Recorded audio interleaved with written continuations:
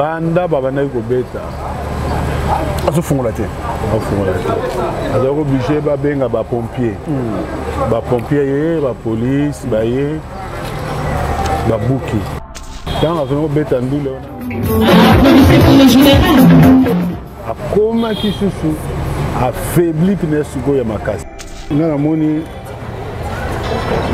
situation esalami kaka kuna na Cameroun azalaki mpena protégé te tant toali na Abidjan eloko na koloba na bosembo jeune ayaki un peu affaibli azalaki mpena ndenge mpena nga nayebeli ye te mpo na scène ye azalaka mpenza azalaki koyemba azalaki mpena na souffle te eza makambo oyo nga na constataki tobetaki samedi le 11 dimanche wana fale tobima ndenge ezalaka organisateur babimisa biso tobimaki me ye atikalaki kaka na chambre nga tozalaki nga chambre yango likolo ye na se mais après wana nga totikaki komona na sute na ndenge mpe na pokwa nango akendeki Cameroun bakonzi mpena ya mboka na biso jeune akufi asi babimisa bambongo po barapatrie na nokor batolela ye def azalaki afale baede ntango azalaki avivre mwa babansolo yango boye babosana nanga ke bakonzi baza nango na mboka eza ya bobebe bayaka na bango peut être so moto mpe akufi baya na bango te mpo bayaka ça ne sert à rien kofi jamais akendeki koluka bana wana bandako na bango bafi wana baya bandoki baza bana mabe biso tu toa balider biso tu totravaille na bafille ndenge ya travaille na bafille nga mpe na travaille na bafille ebele tokenda mpe bapoto asala bango mabe te abongisa bavi na bango bayaka ndenge nini bafille wana bayaka ndenge nga nayebi bafille wana ndenge bayaka bato oyo bazokondane kofi eza mpe kaka bato oyo balingaka kofi te na ndenge ya réalité na ndenge ya réalité kofi asala bango mabe te yango nomoni nzambe alakisi na ndenge bakite eza parce ke asala bango mabe te bafi wana bango nde bato bakofuta oyo nyonso tu bango basali un jour bakofuta. Bonne année 2022.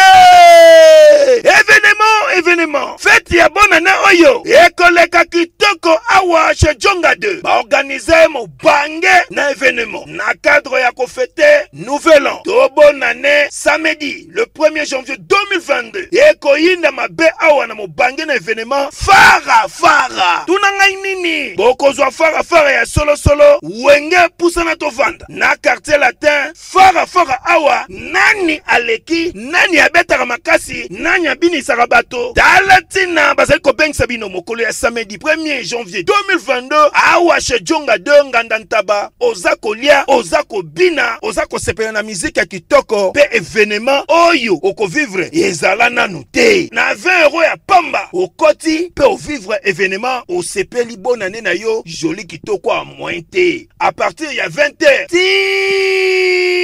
ti nde concert wana kosila chez Djonga 2 suka na événement samedi le 1er janvier 2022 kozanga te kolinga te babetelo lisolo awa na nganda ntaba chez Djonga 2 oyo ezwami na 12 rue puis Dixme 94 310 Orly awa na kati ya Paris boya ko vivre événement fara wenge pusana to vanda contre quartier latin nanya ko gagner nanya ko binisa bato bonne année.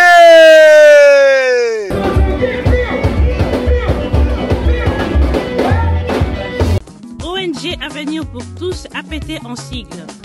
Nous vous présentons le service de nos boutiques online. Nous avons une boutique aide alimentaire et une autre boutique Easy Cash Turquie prix de gros. Dans notre boutique Easy Cash Turquie prix de gros, nous vous donnons la possibilité de faire vos commandes en ligne. Nous fonctionnons avec beaucoup de boutiques qui vendent des habits en Turquie au prix des gros. C'est pour vous faciliter de faire vos commandes au niveau de Turquie au prix des gros. Ça ne sert à rien de prendre le visa pour aller acheter les habits en Turquie. Vous pouvez donc commander à partir de notre boutique Easy Cash partout où vous y serez et ce sera le même prix et dans peu de temps, vous recevrez votre commande. Pour faire vos commandes, allez-y sur notre site web. Tapez www.easycashinternational.com. Vous trouverez les catalogues de nos articles comme habits, chaussures, etc. et tout ce dont vous avez besoin. Ensuite, vous pouvez nous contacter à partir de nos coordonnées. Pour la boutique aide alimentaire, vous pouvez acheter des aliments pour vos familles à Kinshasa. Et l'ONG Avenir pour tous effectuera la livraison à domicile, sans condition et en toute sécurité, partout dans la ville de Kinshasa. Pour passer la commande de provisions pour vos familles, tapez www.avenirpourtouscongo.com. Vous trouverez toutes sortes d'aliments qu'on vend à Kinshasa, comme poulet, riz, farine de maïs, huile, etc. Faites votre choix d'aliments, ensuite passez au paiement. Utilisez votre carte de début ou Mastercard ou encore PayPal. Au moment de paiement, mettez l'adresse du bénéficiaire du colis à Kinshasa ou en Angola. Vous allez recevoir une notification de votre commande par votre courriel électronique. L'Avenir pour tous effectuera la livraison au dit endroit.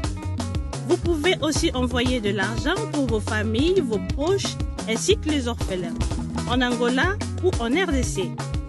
Pour tous vos transferts d'argent ainsi que les donations, veuillez visiter notre site web.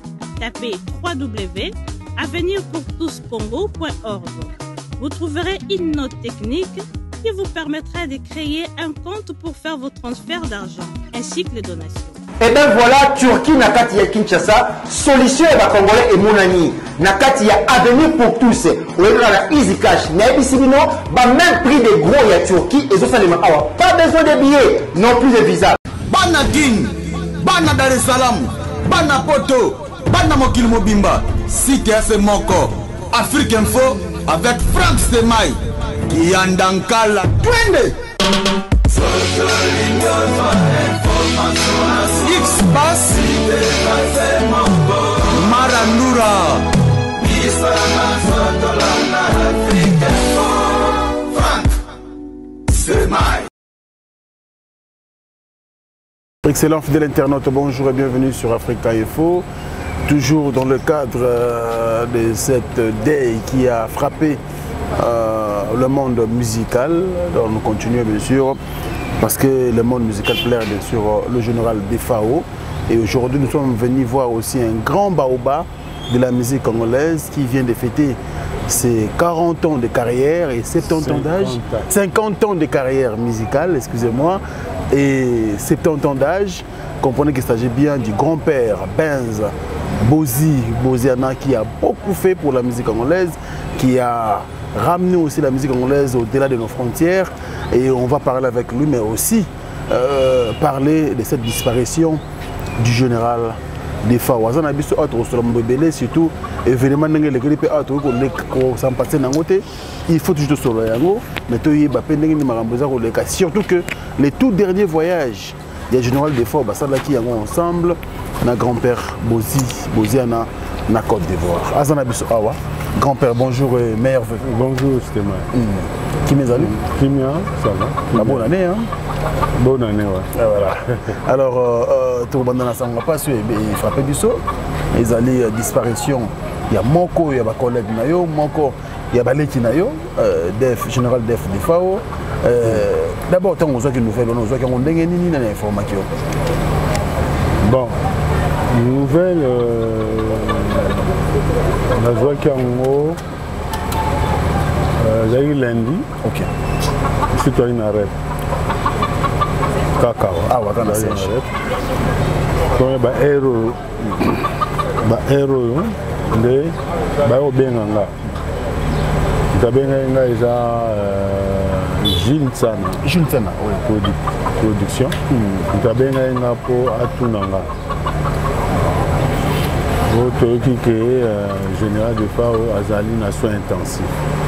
Alors on a été obligé na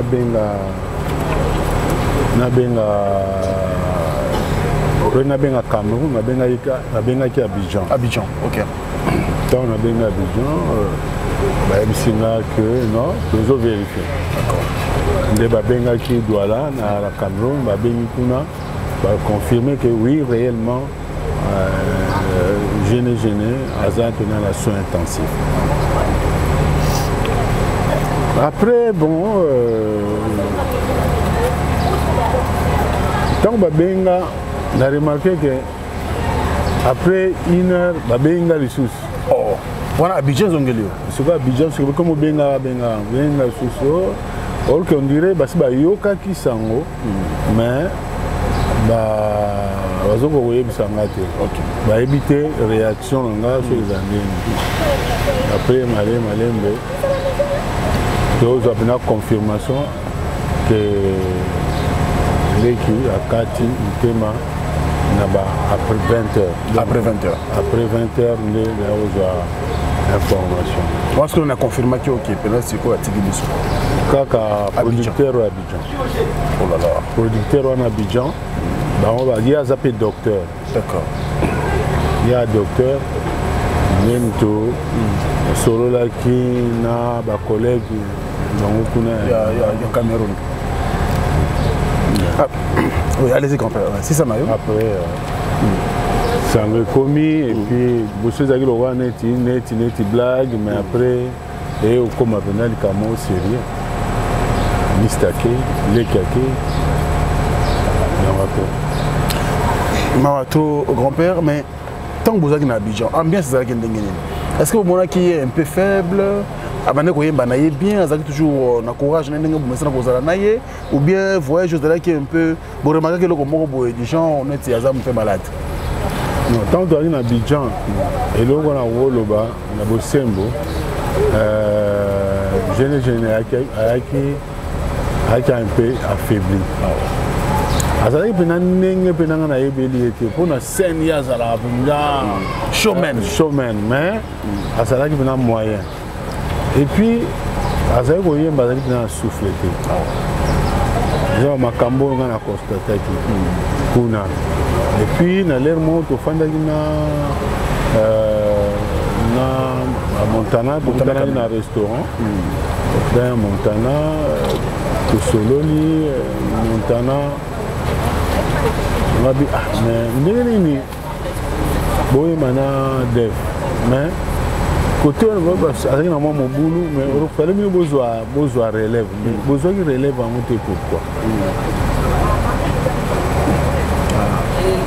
en tout cas bien venda biloko wana linga ngote boyo ko remplacer na scène bwana boyo ko remplacer alinga biloko wana te alinga ngote to sololi le kina ngoto betaki samedi les 11 les 12 dimanche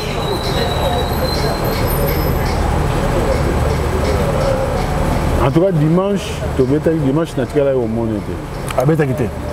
Le traité d'un concert. Dimanche, on a fallu tout bima. Dengue Zalara. Organisateur, Abima qui me y est à Tikala qui a la chambre. Oh là là. Abima qui était. Après, Monsieur Tobini, là-bas chanteuse, là-bas. Musicien naye Théomba la banane Tobini toke après tozongaki bon après wana nga tozaki nga chambre na likolo ye na scène mais après wana nga totikaki komona sute totikaki komona te lundi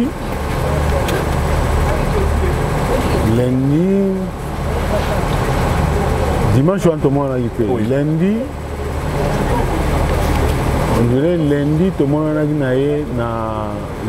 a un restaurant. D'accord. Un restaurant a ton pour petit déjeuner. On a avec moi avant. Il y a qui après, il y a qui après, il y a tout le monde au sol là tout. Comme moi il y a les salariés, tout solo là, tout seka. nga nazoloba na ye likambo ya ba J3 oui babilamba likambo ba J3 lelo bato mpena batya yango suka te azoyebisa ye likambo ba J3 tozosolola bambongo ebima ebele tosololi après wana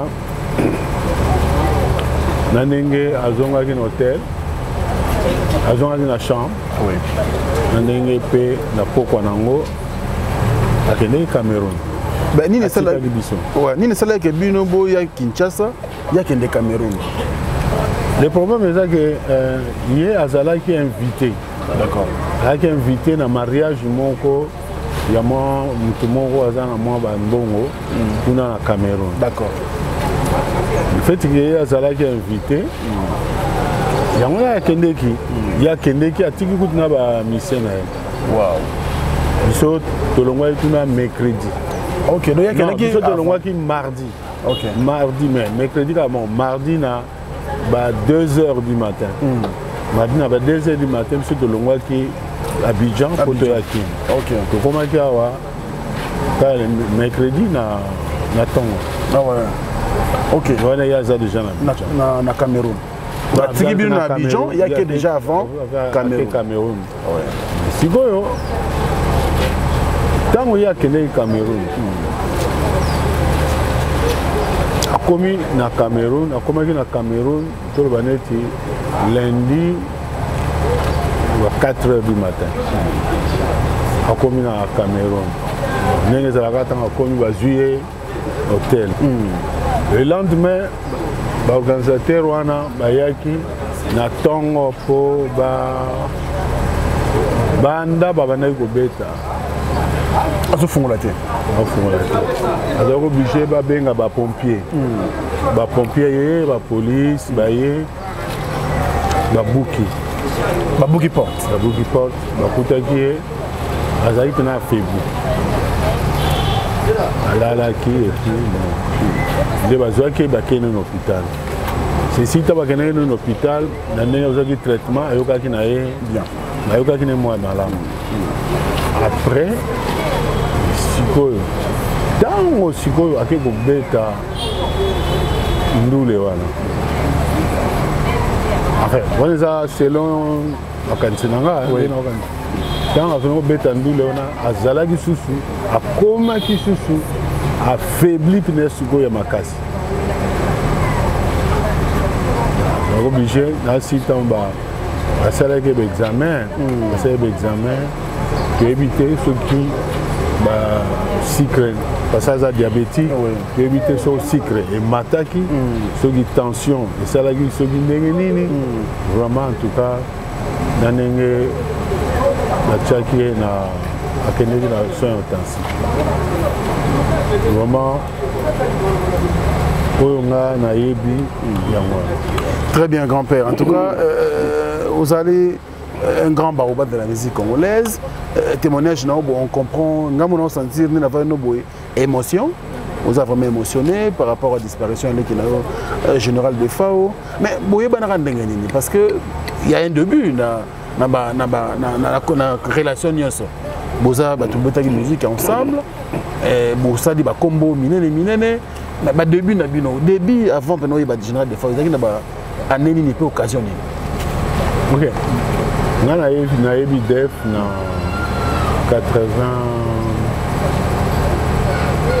84. Nayebi def na 84 parce que def azalaki na Grand Zaïko. Il y a Manouakou Pepe Feli azalaki kuna. Après nayebaki kuna nde nayoki kozwa defao ayaki na Shockstar. Ok. Nde nazwaki ye ye moto akoluka mosala ou bien moto sollicitaki ye? En tout cas ça fait très longtemps mais d'habitude ezaka ke ndenge bato bayaka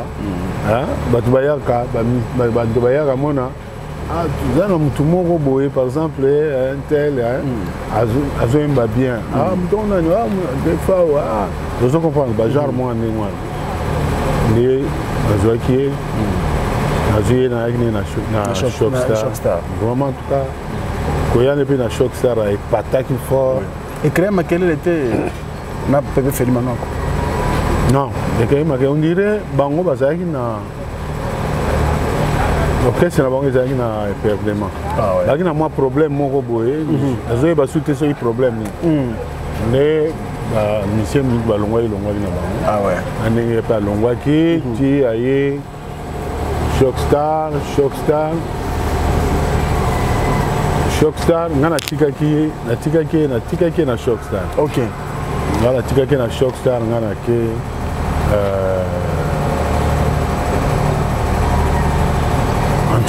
antichoc ok ça no antichoc yatikalaki kuna après mais après tozokutana nga nazali loka parmi baconseiller na ye oyo parmi baconseiller ne mpona ninga kosala big star ouais mpo asala big star mais na Shockstar bosalaka mpe album boyemba ensemble banzembo loka basisina toyemba na ye toyembi nemo banzembo mo ebele toyembi nemo banzembo ebele toyembi na ye chanson moko boye beti moi morceau koya rapidement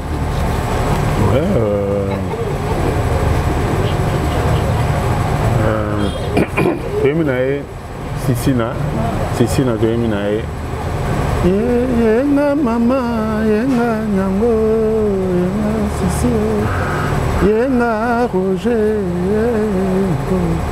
minango yumbie boyaka yengo toyembi bachanson ebele toyembi na ye susu toyembi na ye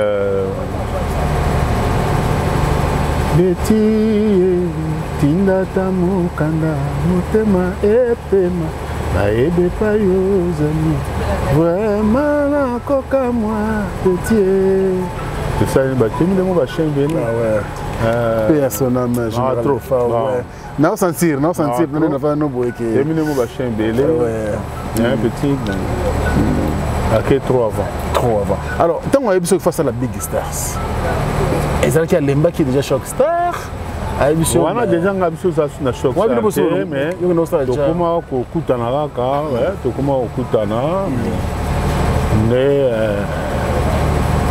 Shockstar mpe bon ntango asi na Shockstar ntango badébat bapersonnage bayaki débat Carlito on dirait moi laisser aller moi koyeba sous valeur te ezalaki yango wana asepelaki nango te wana eza ndenge kaka ndenge nga nazopense asepelaki te na ndenge osala nga napesaki kaka conseil na bino ye en tout cas vraiment s'il s'agit de monter mouvement vraiment tu peux le faire et aussi mba tala po boye conseil quand les gens mais asalaki ba conseil na yo ndenge mo laki na kendele na asalaki ba conseil na ngo ti lelo bien sûr lelo azate mais tant azaki na vivant azaki ko témoigner partout dans les missions na voilà il s'appelle le grand-père Benz Bozi Boziana qui fait un vibrant hommage à son petit frère le général Bef de Fao. Ça fait vraiment trop mal de perdre un grand de la musique comme le général de Fao, surtout les bandes ya mboka. Et grand-père, lelo bino bozali bato yo bozali kola ba espèce moko rare to tika na bino nde botika ko ba icône ya musique ya Congo. Il faut te battre la bino to simba bino malamu pour que vous vivez encore longtemps. Mais ba mode de voyage. Et donc on a pas toujours moi mingi des mémoires papa Wemba tant kenda ko tika biso na Abidjan accompagné tant muso médecin zate mutu boazate bosaka ba n'importe qui te bosa ba star minene. Mais ba mode de voyage na bo imposer raté tant muso que no pembeni nazala na moi mutu moko moi corps médical moko parce que nzoto za nzoto c'est tout ce qui âge moko pour ça quelque part grand-père binobo na ba contrat vraiment on dirait bo tchango penza ka militaire. Bon, normalement, on a un contrat professionnel. Un contrat pro, ils ont une clause au Ezali. Ils ont une clause au Ezali. moni l'organisation nyonso surtout ya makasi eza prévu ba médecin bazalaka na ba soirée bon ngana kanisi moni liwa ko kutelo partout c'est ça zomona parce que ndenge tozali na def ndenge tozali na def na Côte d'Ivoire. Oui. En tout cas, ils ont moins passé. Pour y baquer mon toyo, ils ont moins problème. Mais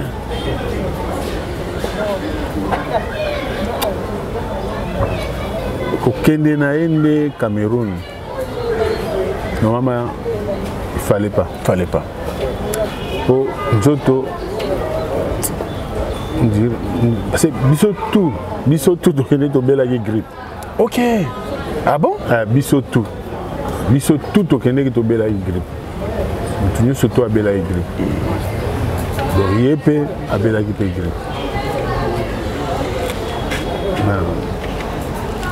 On va éviter. Pourquoi s'éliminer moi? Attends ce que les médecins vont ça c'est vrai mais fanatique parce que star il faut tout le temps ceux qui des fois on a ba image Cameroun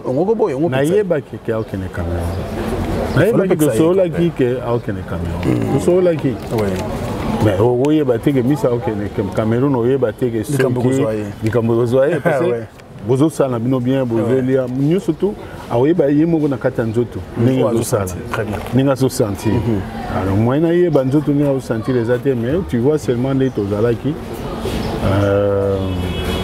tozalaki na biso aoldame na ye ngape na oldame bon kutu na l'air monde tozalaki na oldame na chambre na ye chambre nazalaki pour que tu fandi perdana batunae en tout cas vraiment ambiance normale mais na moni situation et c'est mika kuna na Cameroun ninga koma yi Cameroun ou bien azalaki pena protéger té azalaki pena protéger té ou bien azalaki qui cap na masque té pour moi va te belé le masque va kokana on sait jamais tant comment ya comment qui kuna kutana un peu tant super mabe bala moko et attaqué mais éviter mais ils ont pas si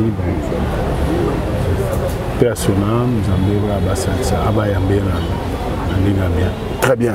Alors, en personnel, tu as un programme au Etikali concernant les obsèques du général Def des FAO. On a déjà passé par là. Mais comme on n'a pas encore la confirmation, on ne sait pas vous préciser. On est derrière les artistes. Rolandela, et puis ça la bien. Mais rapidement, quand on a un peu de 5 km, il y a un événement qui est le cas. Ah ouais. 50e anniversaire de la carrière Nayo. Et puis 70 ans d'âge. Vous êtes satisfait de honorer un fanatique à un endroit sincère? Bon, d'un côté fanatique, vraiment, nous n'avons rien à dire dans ce pays parce que honorer il est très bien. Mais le problème c'est que Bakonzi venait en cannabis.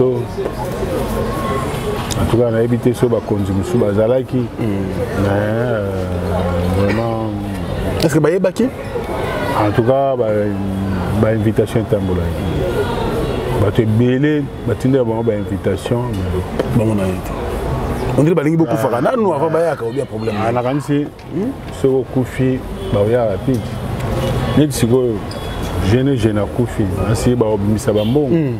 Pour rapatrier dans nos corps, tous les laïcs. Pourtant, des fois, il fallait aider tant à vivre moins, selon rien. Donc, je suis donc pour nous, Bosana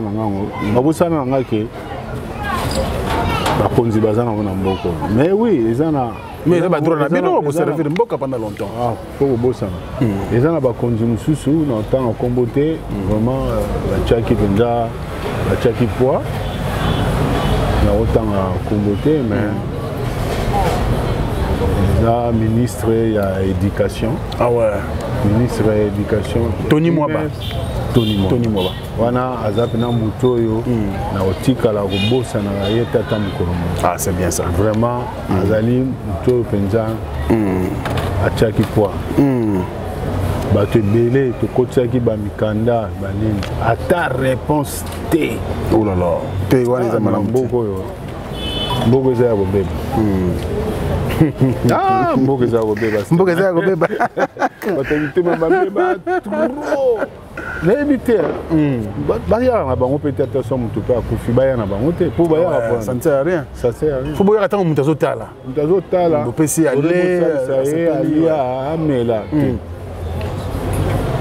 Voilà, c'était Grand-père merci beaucoup. Alors, tous les volets, on a qui featuring Kitoko na Burompela. Ouais. Nangana félicité vraiment boy en face. Merci. Non, très belle rumba na voiture les gens raté ça non mais félicitations. Merci. Pour nous aussi là. C'est que les années grand-père. C'est que les ara boulot. C'est que les boulot. C'était mal. Il faut qu'on travaille. Ouais. Ngai a travaillé 2 fois dans la semaine. Waouh. Donc, calculer 2 fois dans la semaine, chaque lundi, chaque jeudi, dans la répétition. En tout cas, on a à partir de là, on aux autres musiques qui sont les agas travail. Attends, c'est mes boulot de ça. Oui. Qui sont les agas travail. Ça c'est vrai. Tant aux autres travaillent bien, ma caméra nous toujours. Ah oui. On a besoin de travailler à la penza. Mais choix Burompela. Choix Burompela, et ça choix moko il y a parce que nga toujours na tambola na bosembo. Biso to salaki récemment na biso na ndenge na biso moko. To salaki to calculaki l'équité. Oui. Mais Alain Boïka. Azali vraiment pire mista il y a Bouro. OK d'accord.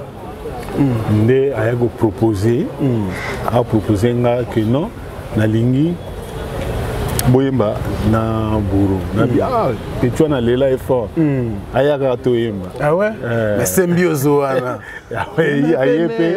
Ouais. Bongo nazala. Non mais texte moi mélodie wana non mais félicitations. Merci système. Ouais, félicitations. En tout cas tu belé ba yambi en bien et puis moni grâce ba fille pe otozaki na bango na ba chanteur pour ngai ba fille ndemtu ba yena moi un plus. Oui. Parce que c'est la première chanson na bango oyo ba yembi na anti-shop. Oui.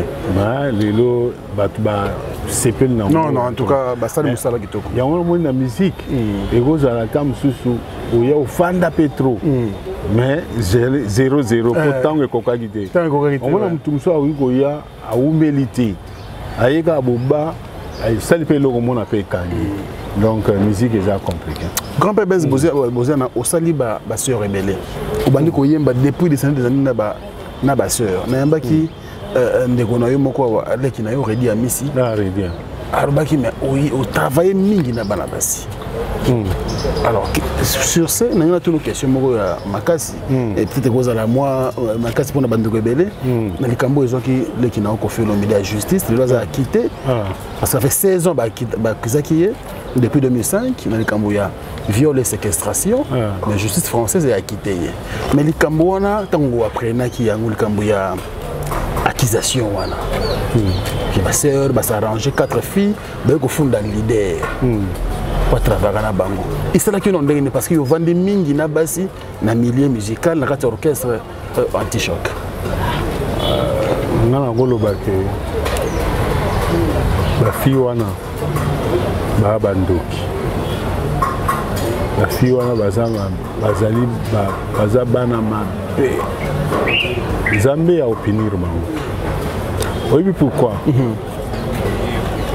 Oui, Togo était. Biso nous c'est tout dans la mabe. Mais Kofi jamais a kende ko lukabana na banda kuna bango. Kofi jamais a bengisa a imposer bango. Il faut asala bango. Biso tout toi ba leader. Biso tout au travail na ba fille. Ndenge ya travail na ba fille, ngape na travail na ba fille. Belé to kenda pe ba poto. Surtout que poto ezarani. Surtout que poto. Ezalaka que biso tozo mema bango ti pona bayanke kuna. Biso tozo mema bango pona boulot pona musala ouais. Parce que tozo quand on partir que non de toza boye to ke boulot.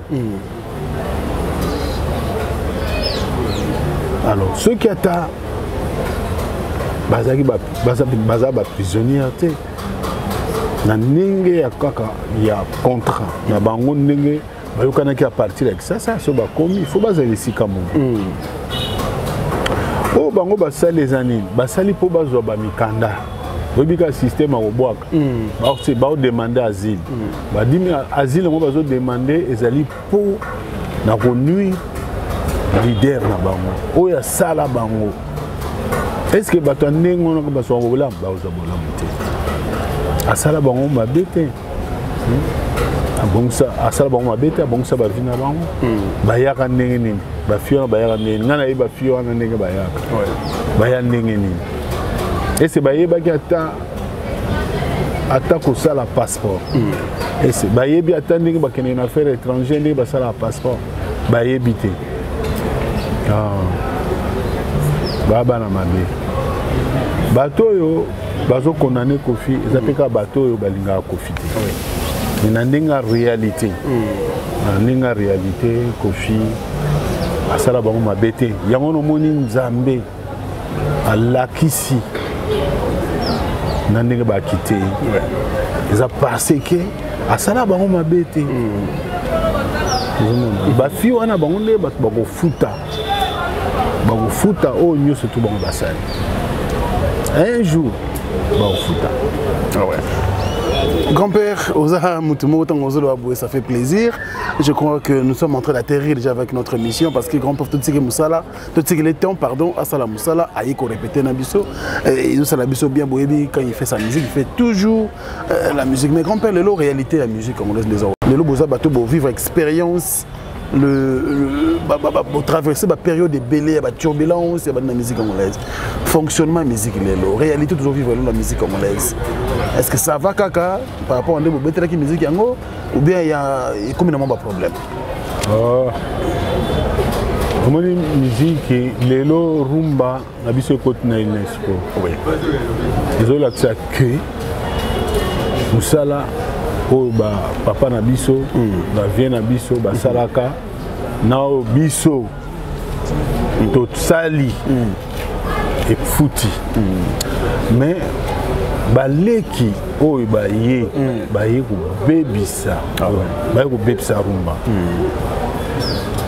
musique o bango ba ye ko sala wana ezali musique na biso te ya musique na biso te bango bazo landa côté mai ezochola bazo landa côté mai ezochola mais landa mai yango ndenge ezochola landa ngo pe na stratégie mais stratégie na bango eza penda ke basali penda copie ya musique ya bapaya bango ndenge bazo bebisa identité ya congolais et l'artiste kokima rumba musique bango baosala na yebi te so babenga yango musique nini nga na yebi te oui pas tous les petits je dis bien pas tous les petits bapetits mosusu bacomprena idéologie neti banani bazona lokolo na bino malamu nakotanga kuti bakombo te parce que so mina tanga bakombo yo yebi kaka congolais raisonnement congolais baraisonnement na biso ezalaka raisonnement ya bien te donc oyo bazosala musique yango bayebani na bango mingi bazokota kaka po alukaka kwanga ya mingi po bayebi ke bon rumba kwanga eza vina manœuvre alors sikoyo bavinokota na musique ya bapaya po bazwa kwanga ebele liboyi te bozwa na mino kwanga mais bozobebisa identité voilà donc lelo et puis napesaka sous conseil te pour artiste congolais bayoka conseil soka zampiaka soka zampiaka ça c'est fort soka zampiaka donc dans le sens que soka azane na succès te azoyoka soka zana ye ne loko te ayoka mais soka komi na ba succès na ye moi loko ezokota ayoka sute ai bosana ah ouais ayoka tango okatana soka katani siko no chama toyi ayoka ka siko ezalaki ça c'est fort mais quand idée lokola maisha le kozonga le sauter hein maisha pona nga lelo eza lokola sokoda kanenge réunion bakamna biso sokoda ndenge ezali yango na pe maisha parce que tokutanaka bien sûr tokutanaka mais il y a des artistes problématiques au bazar ceux qui kingani azawana yaro yate maladi wana ekosilaka te bawelaka nini ah ouais c'est la grande question osala banzembo sosala nzembo ne osali ya sali ya esimbi yo mpe luka sala ya yo esimba mais bajalousie bahaine bamakambo ebele yango namoni ke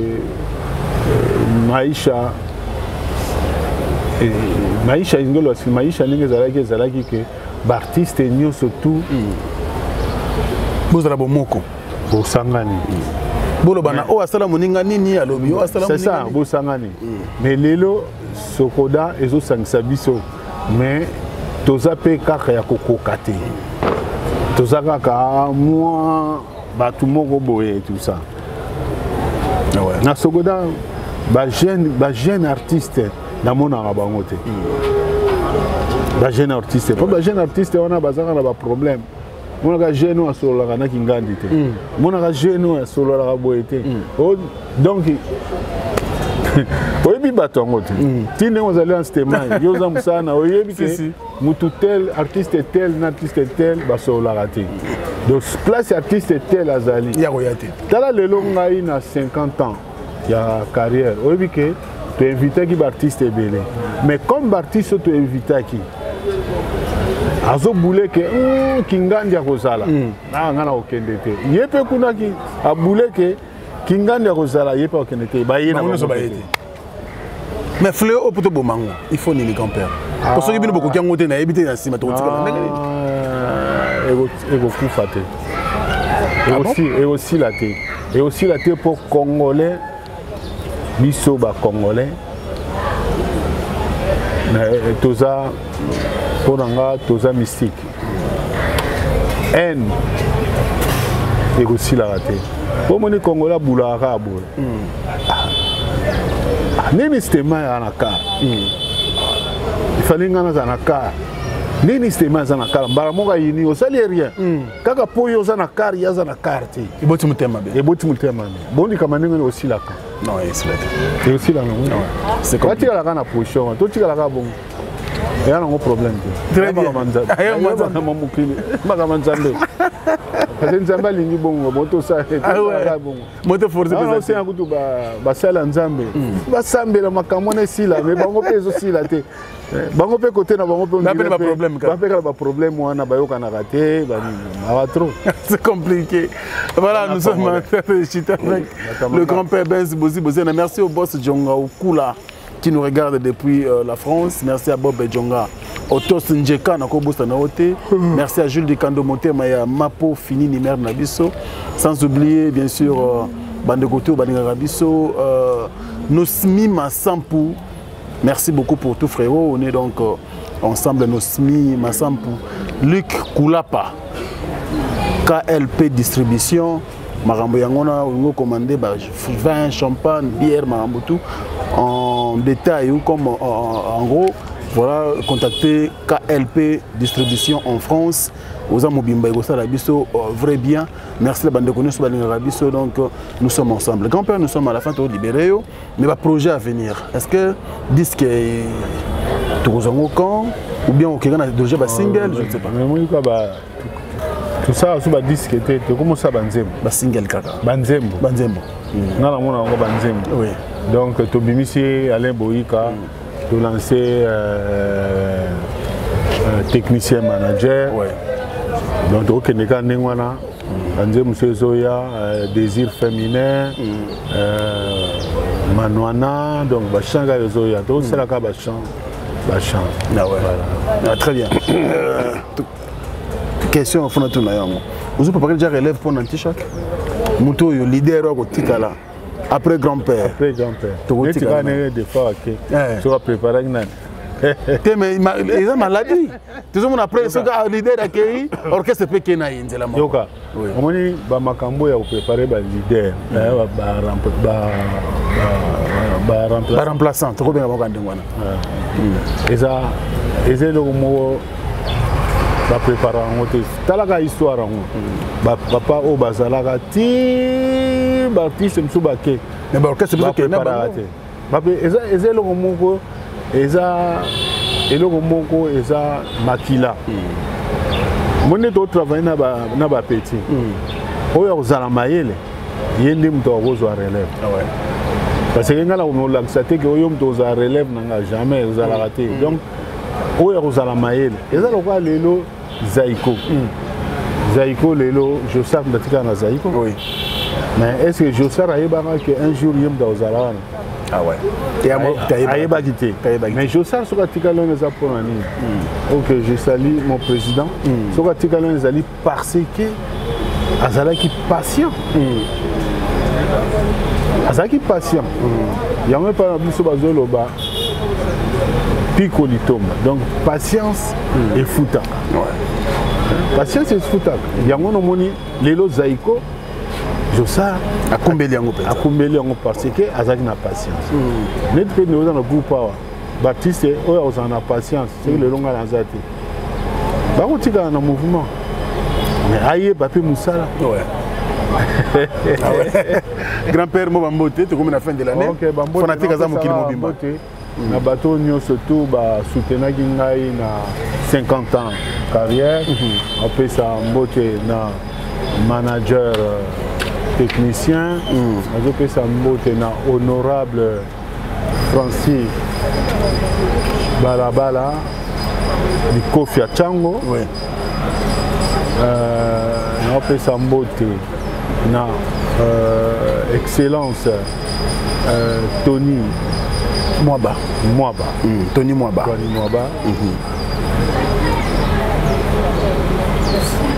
Nazo pesa mbote na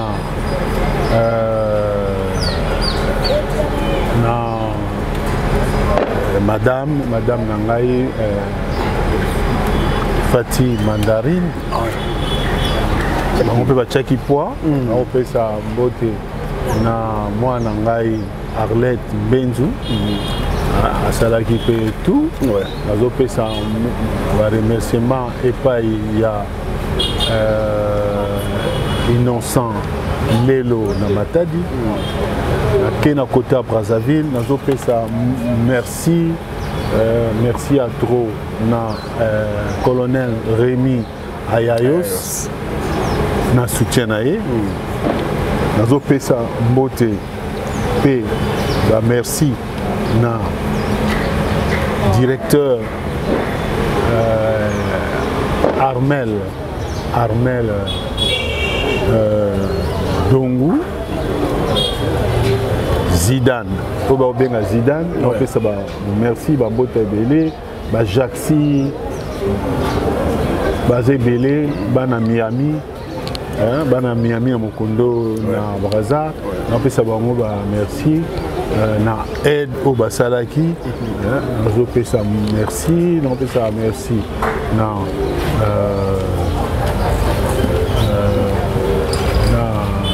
Blaise Elenga na descente naie na kin pour na soutenir nga en tout cas basé belé on a fait ça et puis on remercier l'artiste anti-choc la confiance au Basalaki ba Pamela ba Nachiko ba Consola ba directeur Daouda ba Sadiko ba chef Piroger ba Derbeck ba Jolili ba Bazabele orchestre Denewade les doyens des pays sans oublier les doyens des Vatican Coco de Costa.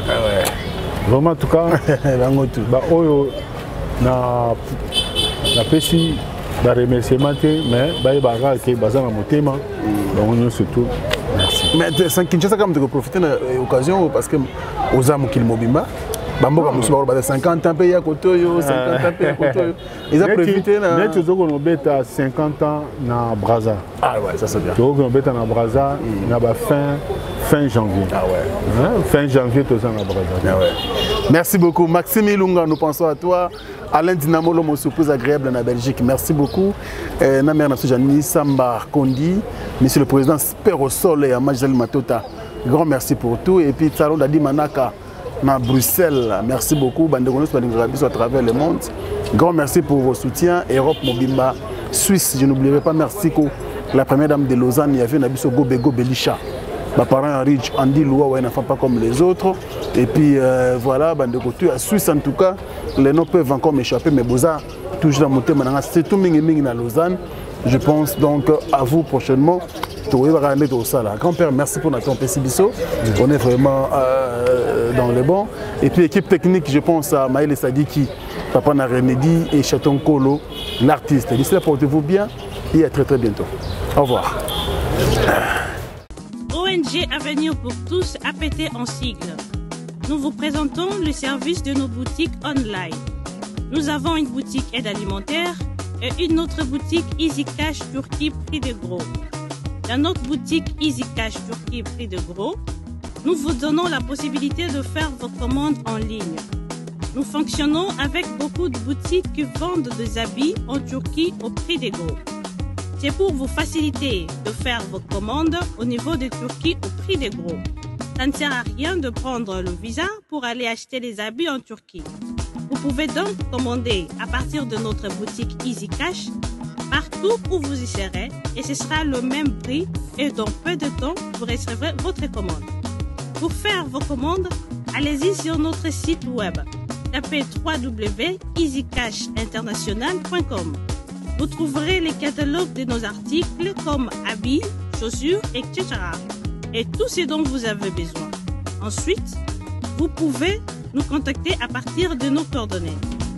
Pour la boutique aide alimentaire, vous pouvez acheter des aliments pour vos familles à Kinshasa.